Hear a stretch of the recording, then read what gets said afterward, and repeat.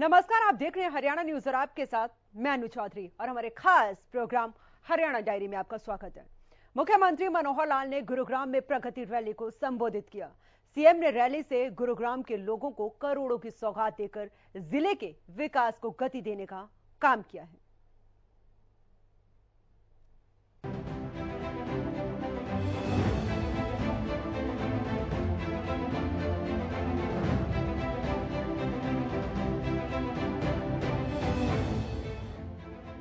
गुरुग्राम को हरियाणा का प्रवेश द्वार बताने वाले मुख्यमंत्री मनोहर लाल ने रविवार को गुरुग्राम जिले को करोड़ों की सौगात दी है। गुरुग्राम में जिला अदालत के सामने स्थित पार्किंग स्थल पर हरियाणा प्रगति रैली का आयोजन किया गया। रैली से मुख्यमंत्री मनोहर लाल ने गुरुग्राम की चारों विधानसभा क्षेत्रों के लिए कई मांगों को मंजूर किया, साथ ही जिला वासियों को करोड़ों की सौगात दी। ड्रेनेज नेटवर्क बादशाहपुर सेक्टर 68 से 115 इसको कंप्लीट करने के लिए, उसकी कनेक्टिविटी मास्टर ड्रेन के साथ मिलाने के लिए ये हमारे राकेश दौलताबाद जी ने काम दिया है। इसके ऊपर 75 करोड़ रुपए का खर्चा आएगा। वो 75 करोड़ रुपए हमने मंजूर कर दिया है।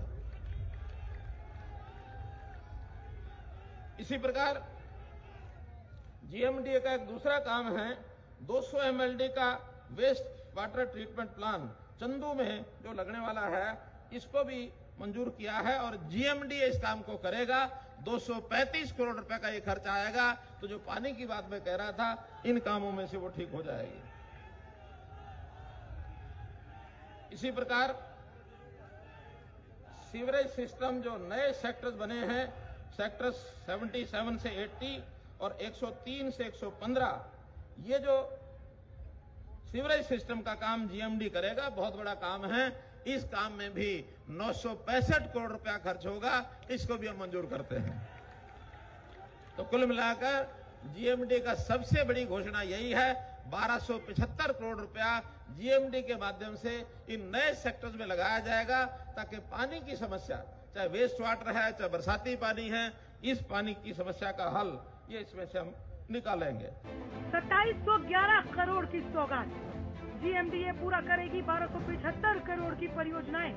235 करोड़ की लागत से लगेंगे water treatment plant. Sewerage system पर आएगी 965 करोड़ रुपए की लागत। ड्रेनेज नेटवर्क को पूरा करने के लिए खर्च होंगे 75 करोड़। इन सौगातों के साथ ही मुख्यमंत्री ने जिले के लिए कई बड़ी घोषणाएं भी की। कुछ हाजीपुर में पीएचसी का निर्माण, इसको कराने के लिए 3 करोड़ 60 लाख रुपए का यह भी मंजूर किया जाता है। पटौदी में पीएचसी कासण की बिल्डिंग बनाई जाएगी, 3 करोड़ 60 लाख रुपए इस पर भी लगेगा। सोनाम विधानसभा क्षेत्र में 10 गांव के पानी का जल स्तर ऊपर है और उसमें भी बोरवेल लगाने की जो डिमांड की गई है, 10 बोरवेल 4 करोड़ 42 लाख रुपया ये उसके ऊपर खर्च आएगा। ऐसे ही पटौदी में पानी के लिए, क्योंकि पानी की काफी कठिनाई है, पीने के पानी की भी, 86 गांव 14 ढाणी, उसमें कासण, मुंगारका, नूरगढ़, ये कुल मिलाकर 88 गांव और 14 ढाणियों को पानी के लिए वाटर ट्रीटमेंट प्लांट लगाए जाएंगे। उसमें अन्य जो वाटर वर्क्स के संबंधित जितने भी काम हैं उनको किया जाएगा।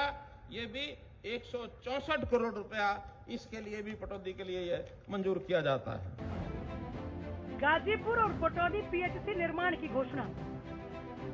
सोहना के 10 गांवों में लगाए जाएंगे 10 बोरवेल।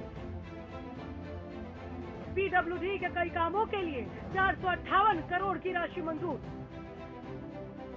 निगम के लिए जारी की जाएगी 200 करोड़ की राशि। स्कूलों में नई बिल्डिंगों के निर्माण कार्यों को मिली मंजूरी। सोहना ताबड़ू में लघु सचिवालय के लिए जारी की गई राशि। पुराने बस स्टैंड के 5 एकड़ में बनेगा सिटी बस सर्विस स्टेशन। सिही गांव में 15 एकड़ भूमि में बनाया जाएगा नया बस स्टैंड। स्टेडियम निर्माण के लिए कुल 68 करोड़ रुपए की हुई घोषणा। गुरुग्राम पहुंचने पर मुख्यमंत्री मनोहर लाल ने सेक्टर 52 में नवनिर्मित राजकीय महिला महाविद्यालय का उद्घाटन किया। यह महाविद्यालय 10 एकड़ भूमि पर 14.5 करोड़ की लागत से बनाया गया है। इसका भवन ग्रीन बिल्डिंग कॉन्सेप्ट पर तैयार किया गया है, जिसमें सभी आधुनिक सुविधाएं जुटाई गई हैं। इस स्कूल की खासियत है कि इसे दिव्यांग बच्चों की सुविधा के लिए खास तौर पर तैयार किया गया है। साथ ही इसमें रेन वाटर हार्वेस्टिंग सिस्टम लगाया गया है।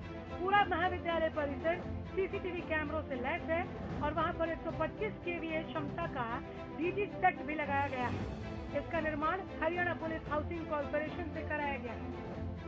विधायक अपने कामों को लेकर के और चंडीगढ़ में सभी विभागों से मिलते हैं।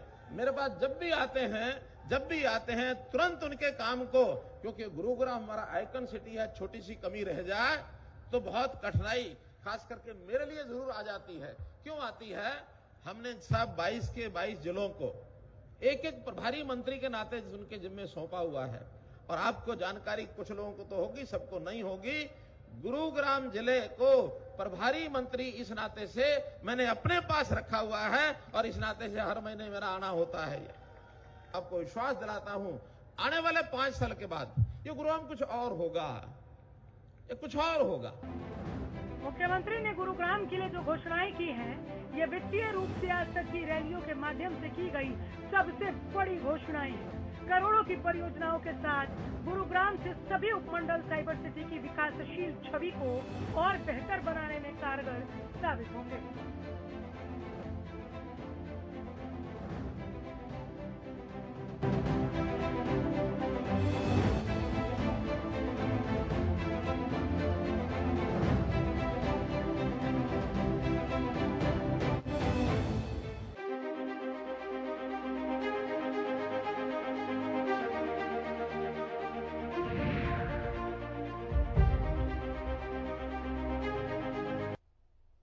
गुरुग्राम अपने विकास की दृष्टि से देश के दूसरे शहरों के लिए मॉडल के रूप में उभर रहा है। गुरुग्राम की पहचान विकसित शहरों में शुमार है। इसे और आगे बढ़ाने के लिए हरियाणा सरकार लगातार प्रयास कर रही है।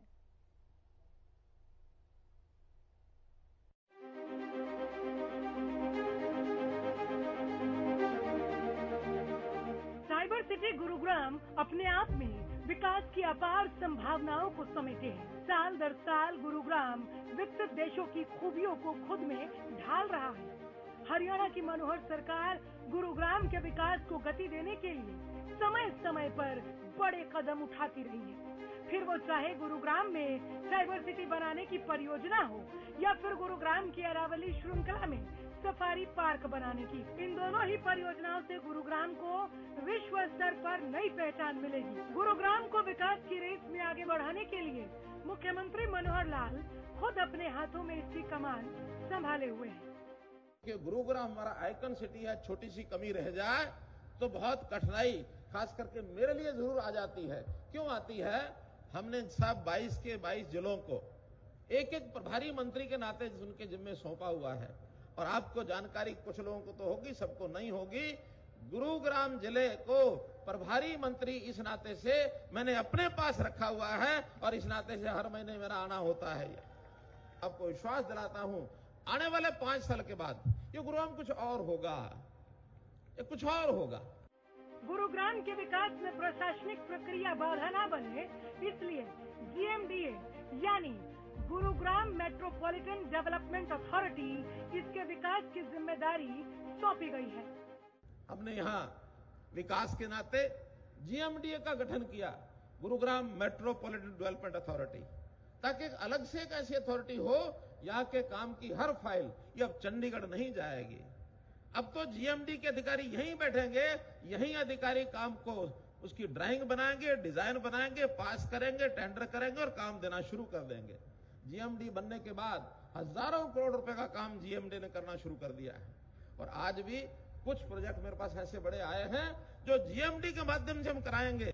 इस शहर के देखा जाए तो कई हिस्से हैं, एक गुरुग्राम ओल्ड गुरुग्राम, एक न्यू गुरुग्राम, एक मानेसर का इंडस्ट्रियल गुरुग्राम, एक ग्रामीण गुरुग्राम।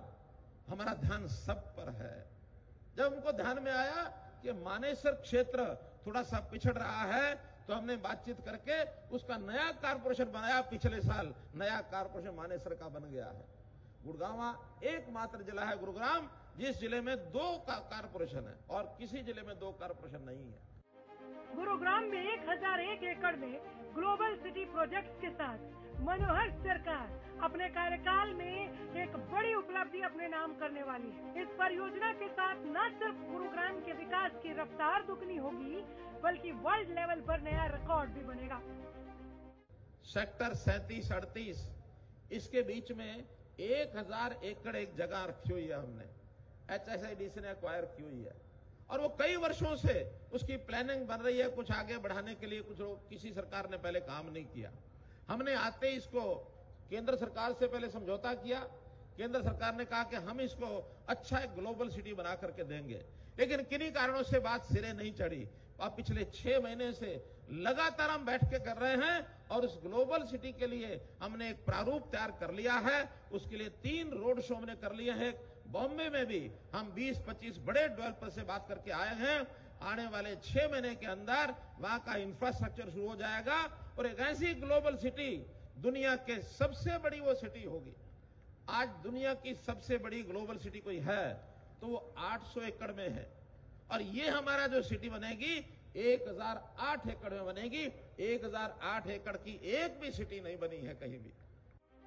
विकास की धुरी बन रहे हरियाणा में पर्यावरण का ख्याल भी हरियाणा सरकार रख रही है और इसी कड़ी में इलेक्ट्रिक वाहनों के इस्तेमाल पर जोर दिया जा रहा है।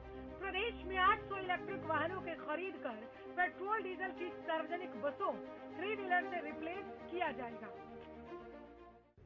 इसी प्रकार इलेक्ट्रिक व्हीकल, ये घोषणा ऐसी है कि अभी इलेक्ट्रिक व्हीकल का जमाना आ गया है। पेट्रोल डीजल इस पर चलने वाले प्रदूषण करने वाले वाहन हैं।